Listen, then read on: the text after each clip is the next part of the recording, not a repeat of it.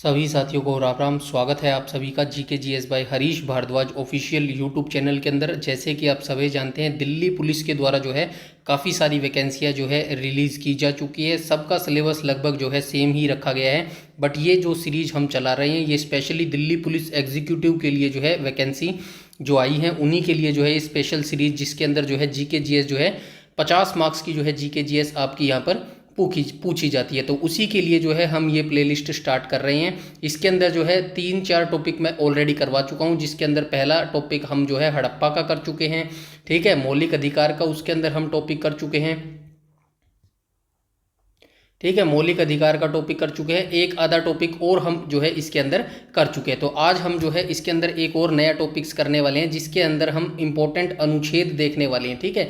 अनुच्छेद 1 से लेके 51 तक के अनुच्छेद जो हैं वो सारे हम यहाँ पर देखने वाले हैं, बिल्कुल आसान भाषा में और बिल्कुल शॉर्ट ट्रिक के माध्यम से जो है हम यहाँ पर देखने वाले हैं। तो चलिए बिना किसी टाइम वेस्ट के जो है वीडियो को शुरू कर लेते हैं। सबसे पहले जो है आपको पता होना चाहिए कि हमारे जो है संविधान के अंदर 22 भाग हैं, जिसके अंदर 395 जो है अनुच्छेद हैं, और अनुसूचियाँ की बात करूं तो 12 अनुसूचियाँ जो है इसके अंदर शामिल की गई हैं। डायरेक्ट आपसे क्वेश्चन पूछा जाता है भारतीय संविधान के अंदर जो है कितने भाग हैं या फिर कितनी अनुसूची है, तो डायरेक्ट जो है आपको ये क्वेश्चन याद रखना होगा। सबसे पहले मैं आपको बता दूं, भारत का जो संविधान के 1 से लेकर 51 तक हम जो पार्ट्स या फिर अनुच्छेद याद करने वाले हैं, उसको आप जो है भारत को जो है अपना घर मान के समझिएगा कि भारत एक घर है, और घर के अंदर चीज़ें कैसे होती हैं वो सारी जो है हम यहाँ पर याद करने वाले हैं। सबसे पहले जो है पार्ट 1 यानी कि भाग 1 की यहाँ पे बात की गई है। तो भाग 1 क्या कहता है, तो भाग 1 जो है ये घर की जो है सबसे पहले जो घर का जो सबसे पहले घर बनाते समय हम क्या डिसाइड करते हैं, घर का जो है एक ब्लूप्रिंट यानी कि नक्शा तैयार किया जाता है। सेम वैसे ही भाग 1 जो है इंडिया के रिगार्डिंग एक भारत का ब्लूप्रिंट यानी कि नक्शा तैयार करवाता है भाग 1 के अंदर। तो आइए देख लेते हैं अनुच्छेद 1 क्या कहता है। अनुच्छेद 1 क्या कहता है, यहाँ पे देखो अनुच्छेद 1 से लेकर 4 तक संघ एवं उसका राज्य क्षेत्र है। अनुच्छेद 1 क्या कहता है, भारत राज्यों का संघ होगा। मतलब यहाँ पे ये कहने की कोशिश किया गया है कि घर का नाम क्या होगा, भारत का राज्यों का संघ होगा, इंडिया दैट इज भारत। तो अनुच्छेद जो है हमें ये प्रोवाइड करता है, अनुच्छेद 1। अनुच्छेद 2 की बात करूँ तो ये क्या कहता है कि अनुच्छेद 2 क्या कहता है कि भाई नए कोमरों को जो है जोड़ा जा सकता है, यानी कि नए राज्यों का जो है प्रवेश इंडिया के अंदर कर सकती है संसद चाहे तो, ठीक है, नए राज्यों को जोड़ सकती है, ठीक है। उसके बाद अनुच्छेद 3 क्या कहता है, तो अनुच्छेद कहता है राज्यों की सीमाएं या फिर नाम बदल सकती है संसद, ठीक है। राज्यों की सीमाओं या फिर राज्य के भीतरी जो पार्ट्स हैं उसको जो है चेंजेस कर सकती है। अनुच्छेद 4 की मैं बात करूं तो ये जितने भी परिवर्तन यहाँ पे 1 से लेकर 3 तक आपने देखे हैं, ये सभी परिवर्तन जो है सिंपल विधेयक से किए जा सकते हैं, यानी कि सामान्य परिवर्तन से जो है संशोधन के द्वारा इनको किया जा सकता है। इनमें संशोधन करने के लिए कोई विशेष बहुमत या फिर किसी और चीज़ की जरूरत नहीं होती। तो भाग पहला जो है हमने कंप्लीट कर लिया बिल्कुल आसान भाषा में। अब हम चलते हैं भाग 2 के ऊपर, ठीक है। भाग 2 क्या प्रोवाइड करता है, भाग 2 जो है ये भाग 2 के अंतर्गत आती है सिटीजनशिप, जिसको इंग्लिश में बोलते हैं, ठीक है, सिटीजनशिप जिसको जो है नागरिकता बोलते हैं। ये जो है अनुच्छेद 5 से 11 के अंदर जो है रखी गई है। हिंदी में इसको जो है नागरिकता बोलते हैं। अब जो है भारत का नक्शा तैयार हो गया है, भारत की सीमाएं भी तैयार हो गई है, यानी कि घर का नक्शा तैयार हो गया है और घर की सीमाएं भी तैयार हो गई है। अब जो घर के अंदर रहने वाले लोग हैं इनके बारे में हम जो है डिस्कस करने वाले हैं कि क्या क्या जो है इस घर के अंदर जो है कौन कौन लोग रह सकता है, कौन कौन नहीं रह सकता। तो आइए नागरिकता के बारे में हम जान लेते हैं। सबसे पहले मैं आपको बता देता हूँ ये जो नागरिकता है हमने किस देश से जो है इसको ग्रहण किया है, तो नागरिकता को हमने जो है ब्रिटेन देश से जो है ग्रहण किया है, ठीक है। यहाँ पर जो है एकल नागरिकता का संविधान है, ठीक है। वैसे अगर आप अमेरिका की बात करेंगे तो वहाँ पर ड्यूल सिटीजनशिप है, मतलब अमेरिका की भी सिटीजन्स आपके पास होगी, और जिस क्षेत्र यानी कि जिस राज्य में आप रहते तो उस राज्य की भी आपके पास जो है सिटीजनशिप होगी। ये जो है अमेरिका का है, बट वर्तमान में हमारे पास जो है ब्रिटेन की नागरिकता है। चलिए हम भाग 2 के अंदर देख लेते हैं। ये जो नागरिकता है ये भाग 2 के अंतर्गत आती है, और अनुच्छेद की बात करूं तो अनुच्छेद 5 से 11 के बीच में जो है नागरिकता को रखा गया है।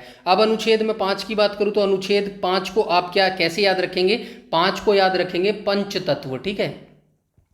पंच तत्व के आधार पर जो है आप इसको याद रखेंगे अनुच्छेद 5 को। जो भारत में रह रहे हैं यानी कि जो स्थानीय लोग जो नागरिक रह रहे हैं उनके नागरिक के आधार पर जो है उनको मान लिया गया। वर्तमान में जैसे कि 15 अगस्त 1947 को भारत आज़ाद हुआ तो उस समय जो भारत में लोग रह रहे थे उनको जो है भारत का नागरिक मान लिया गया था। ठीक है, अनुच्छेद 5 से आप जो है पंचतत्व बना लेंगे। इसी तरह हम अनुच्छेद 6 की बात करें तो अनुच्छेद 6 को क्या मान लेंगे हम?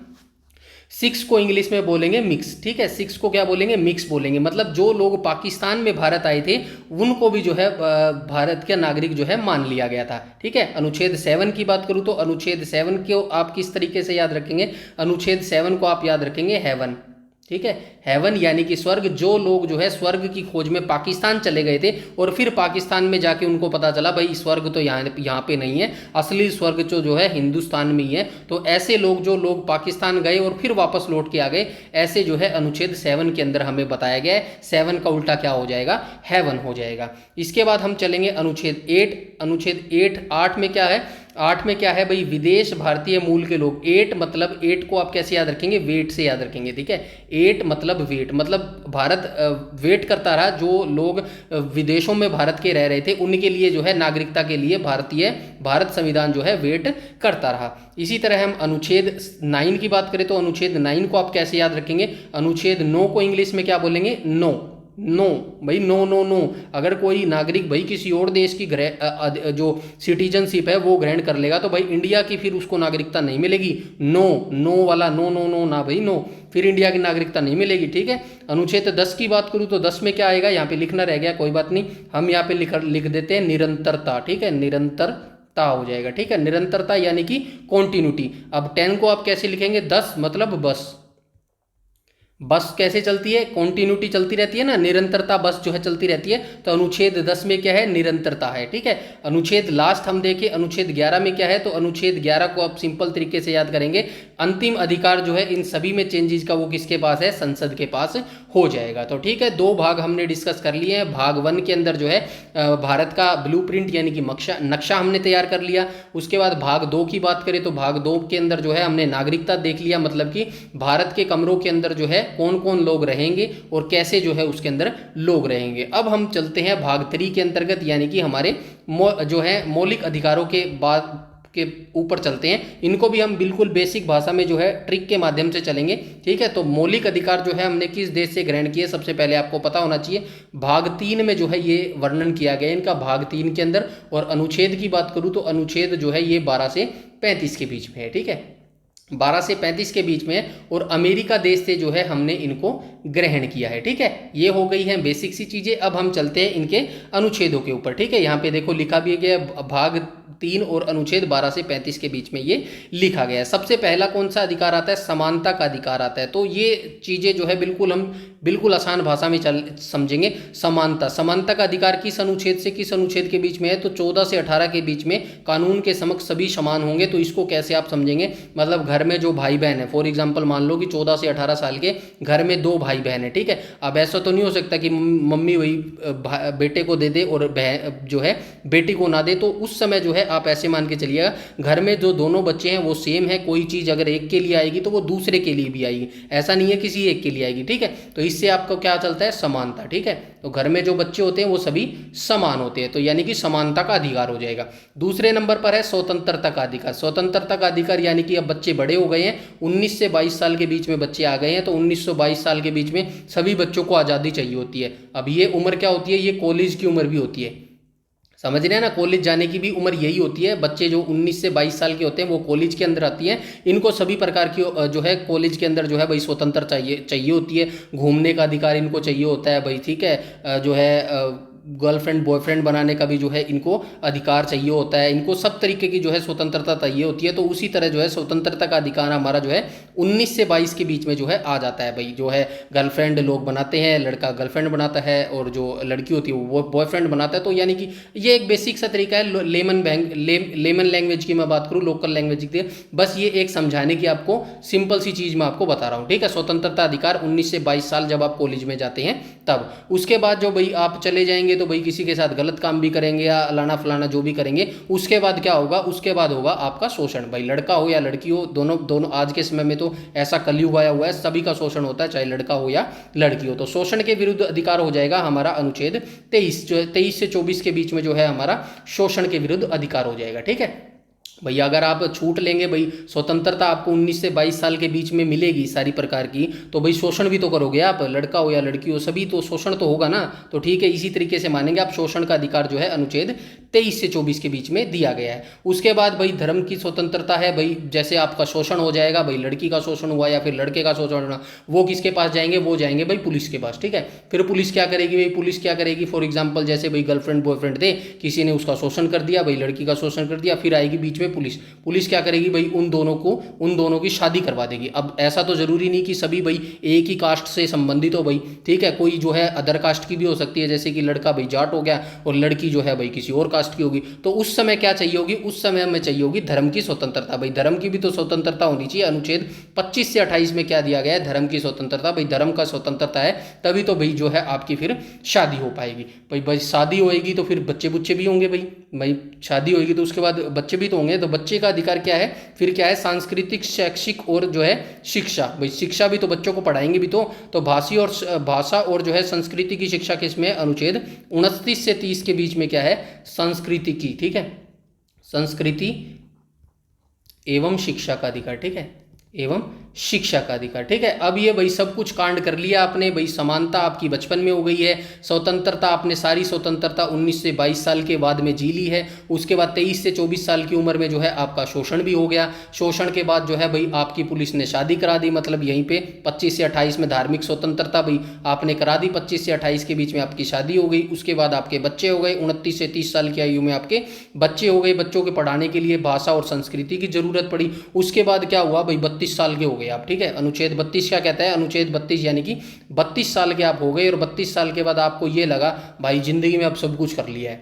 जिंदगी में सब कुछ कर लिया, अब क्या करना है, अब अपने को भाई जो है शांति चाहिए। तो उसमें क्या हो जाएगा, अधिकारों की रक्षा के लिए न्याय जाना, यानी कि संवैधानिक उपचार जो है इसको बोला जाता है। ठीक है, उसके बाद क्या होता है, संवैधानिक उपचारों का अधिकार। ठीक है, ये आप याद रखेंगे, संवैधानिक उपचारों का अधिकार होता है। ठीक है, ये आप याद रखेंगे अनुच्छेद 25 के अंदर। मतलब कोई भी अगर आपका शोषण, मतलब कोई भी अगर आपका जो मौलिक अधिकार होता है उसका हनन हो जाता है ना, तो उसकी रक्षा के लिए आप कहाँ जा सकते हैं, सुप्रीम कोर्ट या फिर हाई कोर्ट में जा सकते हैं। सुप्रीम कोर्ट में अनुच्छेद 32 के तहत और जो है हाई कोर्ट के अंदर जो है आप अनुच्छेद 32 के तहत जो है जा सकती हैं। ये हमने देख लिया है। पहले भाग में हमने भारत का ब्लूप्रिंट देखा, यानी कि नक्शा देखा। दूसरे भाग के अंदर हमने क्या देखा, दूसरे भाग के अंदर हमने नागरिकता देखी कि कौन कौन से लोग इसके अंदर रह सकते हैं। तीसरे भाग के अंदर हमने जो है मौलिक अधिकार देखे, भाई कौन कौन से जो है मौलिक अधिकार आपको मिले हैं भारत की तरफ से, कौन कौन सी स्वतंत्रता आपको जो है इसके अंदर मिली है। अब हम चलते हैं भाग 4 के अंतर्गत। ठीक है, भाग 4 के अंतर्गत क्या दिया गया है, तो भाग 4 के अंतर्गत राज्य के नीति निदेशक तत्व दिए गए हैं, जिसको इंग्लिश में क्या बोलते हैं, डीपीएसपी बोला जाता है। ठीक है,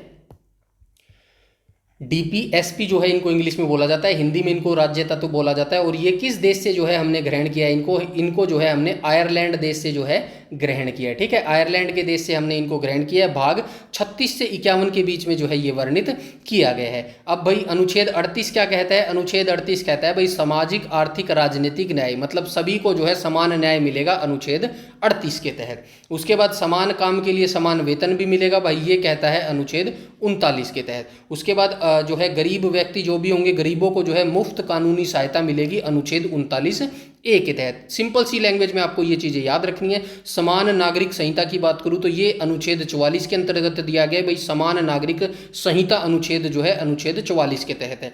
राष्ट्रीय स्मारकों की रक्षा अनुच्छेद 49 के तहत है। और अंतर्राष्ट्रीय शांति को बढ़ावा देना अनुच्छेद ये 51 के अंतर्गत दिया गया है। तो ये जो है अनुच्छेद 1 से लेके 51, ठीक है, ये हमने कंप्लीट देख लिए हैं अनुच्छेद 1 से लेके 51। ठीक है, 1 से अनुच्छेद 51 के बारे में हमने कंप्लीट डिटेल देख ली है। बिल्कुल लोकल लैंग्वेज में ट्रिक के माध्यम से मैंने आपको यहाँ पे समझाने की कोशिश की थी। आई होप जो है आपको ये चीज़ें समझ आई होगी। फिर भी अगर आपका कोई डाउट है, क्वेरी है, सजेशन है, तो आप कमेंट सेक्शन में कमेंट करके बता सकते हैं। ये हमारी दिल्ली पुलिस कांस्टेबल एग्जीक्यूटिव के लिए जो है सीरीज है, बिल्कुल अंत तक आपको जरूर देखनी है। डेफिनेटली आपका जीके जीएस में काफ़ी अच्छा स्कोर यहाँ पर हो जाएगा। और हरियाणा पुलिस का जो भी बच्चा इस वीडियो को देख रहा है, तो वो बच्चा बच्चा भी जो है इस प्लेलिस्ट को जरूर एंड तक देखेगा, क्योंकि हरियाणा पुलिस के अंदर इंडिया जीके पूछी जाती है, ठीक है। और इंडिया जीके के अंदर जो है क्वेश्चन यहीं से पूछा जाता है। इंडिया जीके के 15 मार्क्स जो है पूछे जाते हैं, और 15 मार्क्स अगर आप ये सीरीज देख लेंगे तो डेफिनेटली 15 में से एक क्वेश्चन भी जो है आपका गलत नहीं होगा। तो ये कंप्लीट वीडियो सीरीज आपको देखनी बेहद जरूरी है।